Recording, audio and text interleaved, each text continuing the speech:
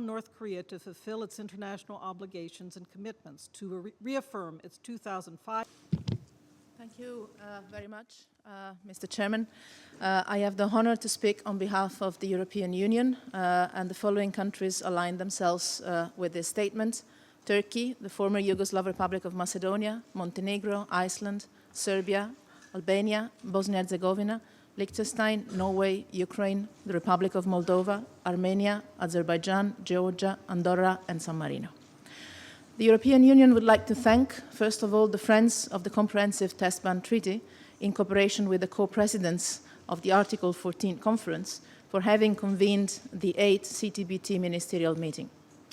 Nuclear weapons test explosions or any other nuclear explosions represent a threat to international peace and security and undermine the global non-proliferation regime.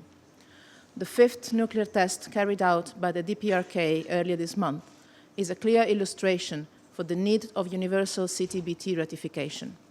It is also another direct violation of the DPRK's international obligation not to produce or test nuclear weapons as determined by multiple United Nations Security Council resolutions, including UN Security Council Resolution 2270.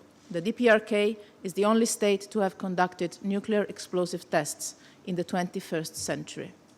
The European Union also urges the DPRK to comply with the UN Security Council Resolution 1887, which inter alia calls upon all states to refrain from conducting nuclear test explosions. We urge DPRK to sign and ratify the CTBT and to abandon its nuclear capabilities, ballistic missiles, and weapons of mass destruction programs in a complete, verifiable, and irreversible manner and without delay.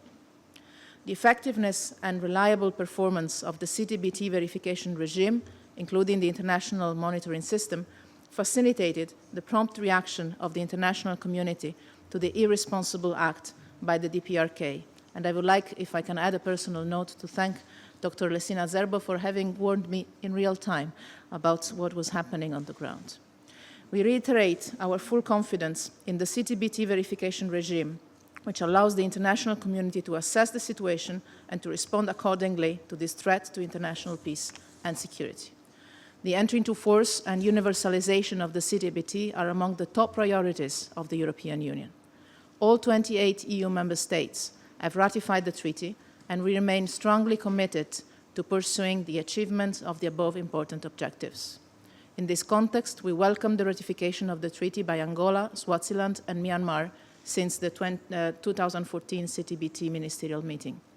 We express our readiness to continue actively working with the Comprehensive Test Ban Treaty Organization, as well as with all interested states, to stimulate more positive developments in this field, and we call on all states that have not yet done so to sign and ratify the treaty.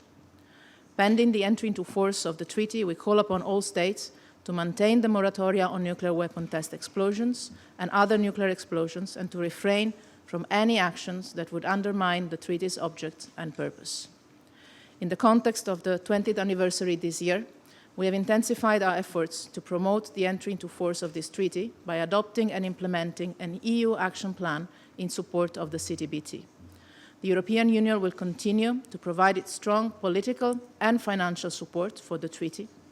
I clearly expressed our active engagement to support the entry into force of the treaty and the activities of its organization at the CTBT Ministerial meeting we held in Vienna last 13th of June on the occasion of the 20th anniversary of the treaty. We congratulate the CTBTO Executive Secretary, the Chair of the CTBTO Preparatory Commission, and the coordinators of Article 14 process, as well as all organizers and participants for the successful outcome of that important event.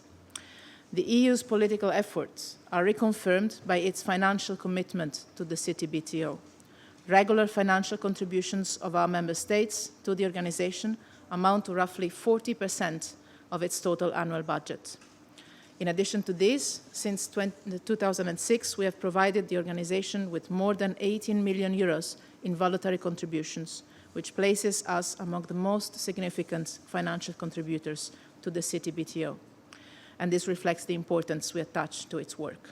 I believe, we all believe, that the joint ministerial statement that will be adopted today is reassuring in view of our future common endeavours in promoting the entry into force and universalisation of this treaty.